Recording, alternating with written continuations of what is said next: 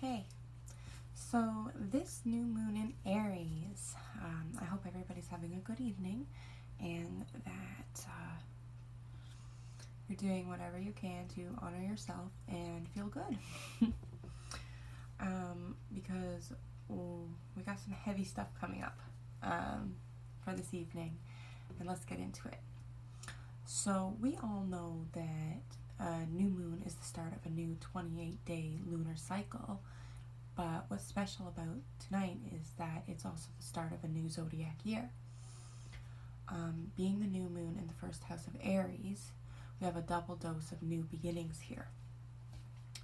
So this would be an extraordinary time to start setting new focuses and planning out the intentions to go after your biggest goals and set them forth for the next year.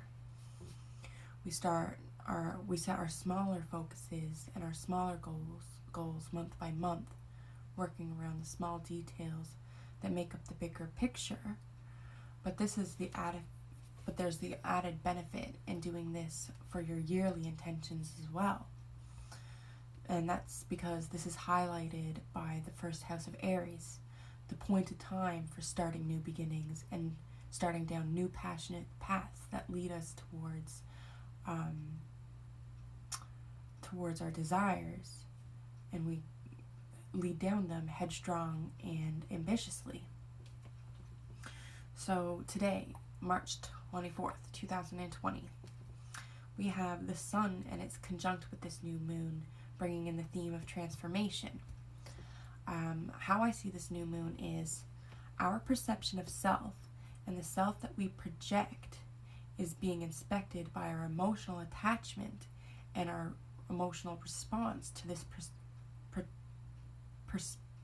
perception that we are projecting to other people.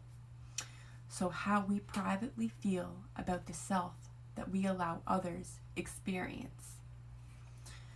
Within the orb of the Sun-Moon conjunction, we also have Lilith and Chiron. They join the party bringing their own vibes. And if you know anything about these two, then you know that what they bring to the table is more complementary forces to each other. They both have an opposition within themselves that they nurture and that they also nurture within other people.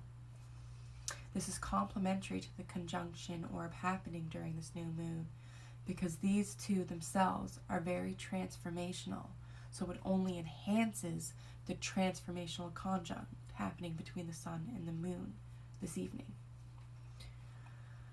So a little more about Chiron. He is the wounded healer, and he wants you to bring any inner pain up to the surface so it can be considered, so it can be nurtured, and so you can heal it.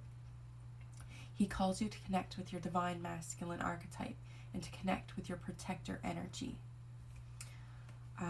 He is about self-preservation and preservation of others and providing the basis of what we need to be emotionally and spiritually fulfilled people.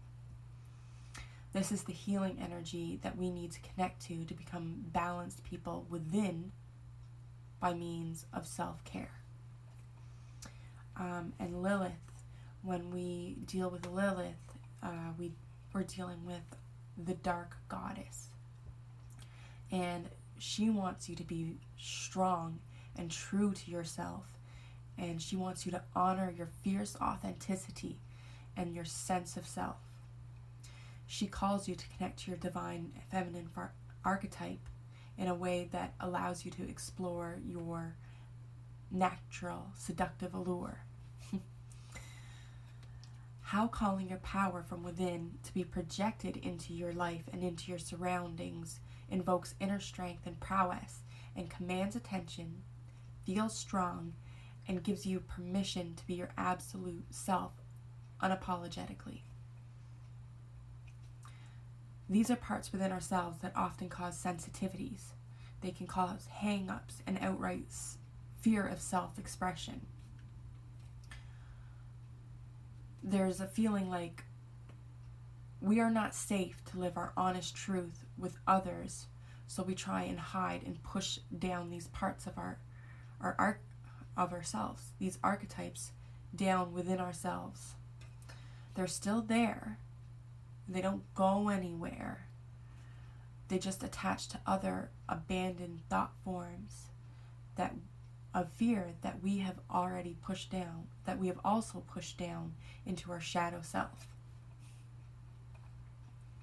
So some may have no problems, no issues connecting to parts of their Lilith, but many may struggle with allowing her to express her softness, her mothering energy of love, of care, of devotion, and of protection.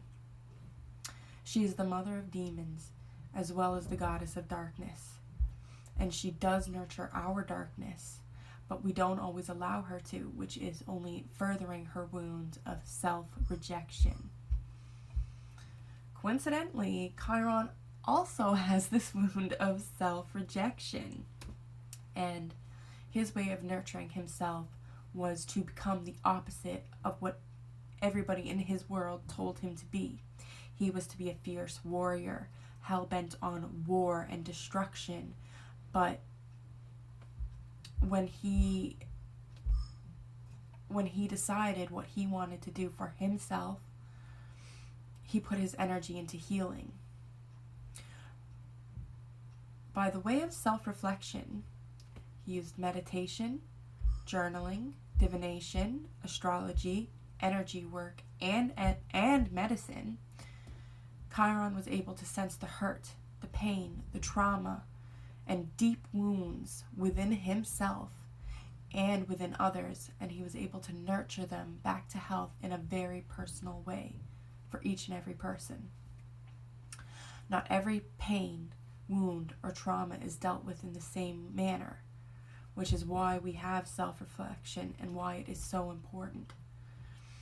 To understand how to heal the pain, you first need to understand the pain itself. So, how this comes to play in this new moon aspect will be very personal to each and every one of us. But there are major themes of self-understanding here. This is an excellent and auspicious time to listen to ourselves and ask these thought-provoking questions.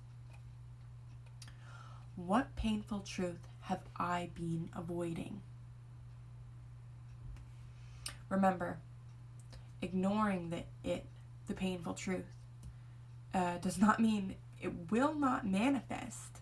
What it means is that it will manifest within your shadow. And that is not in a way that you can control.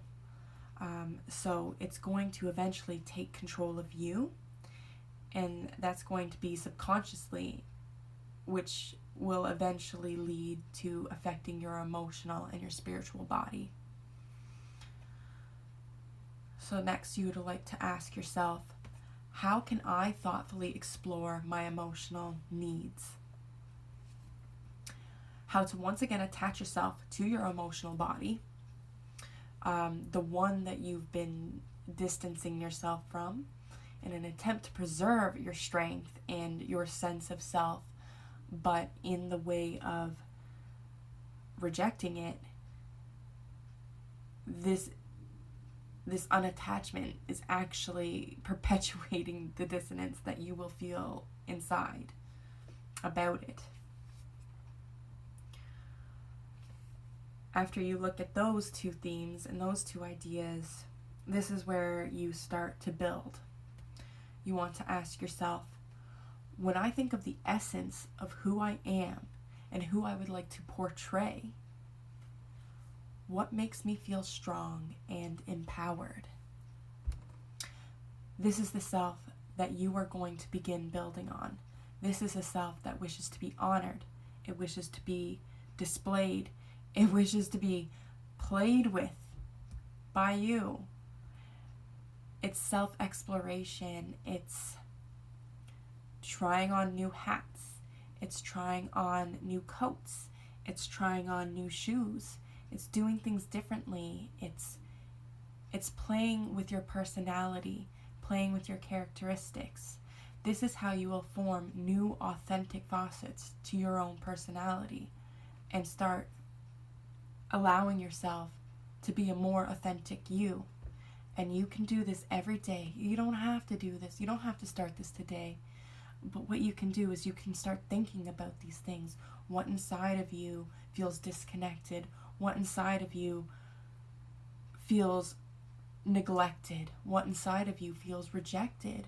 What inside of you feels like you, but you haven't allowed yourself to be it, to explore it, to see it, because you were afraid of what others might say about it, what others might think about it, how others may portray you to other people, how you may be portrayed in others' minds. So this is what this new moon is bringing up to be explored. And as I mentioned at the beginning of this video, this is a super auspicious time for new beginnings. I started my personal development journey over a year ago, and I'm really excited to dig a lot deeper. I feel like I'm a completely different person today than who I was even just a year ago. And I have it all thanks to following these moon cycles and following these astrological aspects and getting to know myself in different personality arenas. You know, you have your MBTI, you have your Enneagram, you have your Carl Jung, the ego, the shadow, the id. I guess I suppose it's a little Freudian as well, you know. So I hope I could inspire you today, and I hope that you feel moved or at least inspired to take a look at yourself today. I was going to do a tarot video, but the world's been a little bit crazy lately. I know we all know that. I'm not going to get into this. It's March 24th, 2020. If you are reading this if you were watching this, you know, in April, May, you know, in 2022, I think back to today, you'll remember that it's a pretty crazy time. 2020 has been relentless, but I feel good inside, and I'm really happy about that. So I hope I could inspire you to maybe find some things inside yourself that could use a little fine-tuning. I was going to do the tarot, but I'm sorry guys, I cannot do that today. I will try to make it up by doing probably a separate video around these same themes. I did actually record most of a video last night, but it was not my best work. So I'm not going to post that. Maybe I'll do some outtakes or some cuts from it. I did share some personal anecdotes that felt really heartfelt, which is what I would like to project onto this channel. I would like to connect with you guys on a very personal level, which is why I like to do this face-to-face style video. I'm really bad at memorizing scripts because I'm constantly starting new things, and I've always got about 10 projects on the go. So sitting down to write a script and memorize it really is kind of taxing on my attention span. But I tried my best. I actually did this video off a script, and I think I did okay. And before I get too rambly here, I'm going to say goodbye. Thank you so much for watching my video, and I hope you stick around and see me again soon. Thank you so much. I love you. Bye.